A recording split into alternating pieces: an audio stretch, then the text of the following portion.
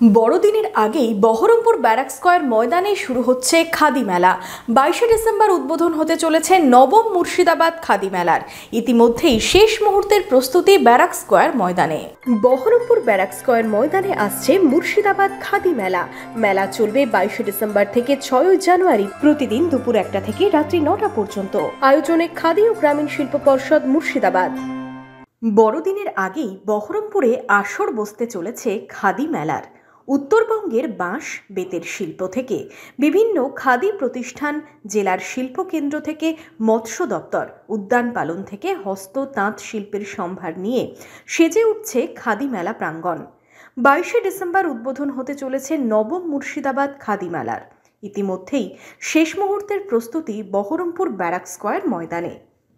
উদ্বোধনের আগে শনিবার মেলা প্রাঙ্গণে প্রস্তুতির ছবি। রাজ্যের বিভিন্ন জেলা থেকে মেলায় অংশ নিচ্ছেন ক্ষুদ্র শিল্প ব্যবসায়ীরা।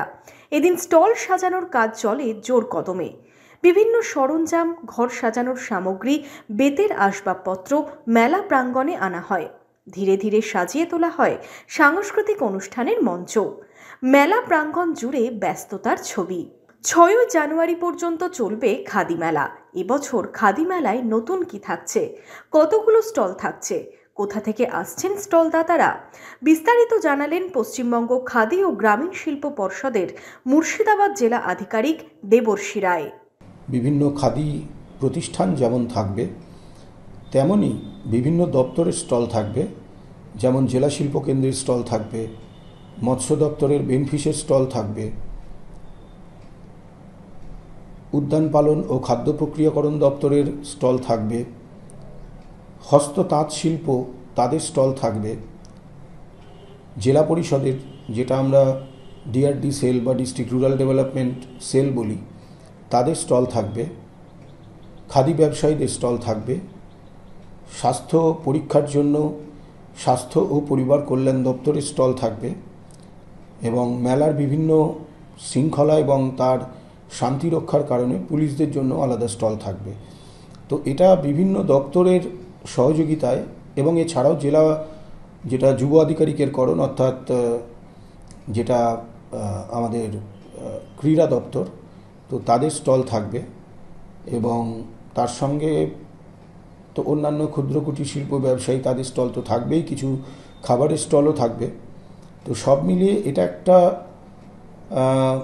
খুব বড় ধরনের একটা অংশগ্রহণ সব দিক থেকে। প্রায় 175টি স্টল থাকছে এবারের খাদি মেলায়। গত বছর যে সংখ্যাটা ছিল 160, এবার স্টল সংখ্যা বেড়েছে।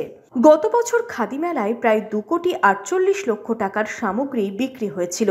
এবারে সেই পরিমাণ আরও বৃদ্ধির আশা করা যাচ্ছে অন্যান্য বারের মতনই এটা বিক্রির ক্ষেত্রে একটা সাড়া ফেলবে।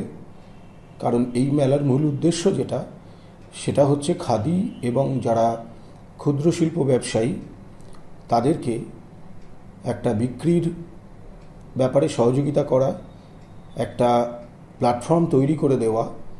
তো এটা মুর্শিদাবাদ জেলায় উত্তরোত্তর এই বিগত 9 বছরে এটা বৃদ্ধি পেয়েছে এই সেলটা, এবং এই বিক্রির হারের এই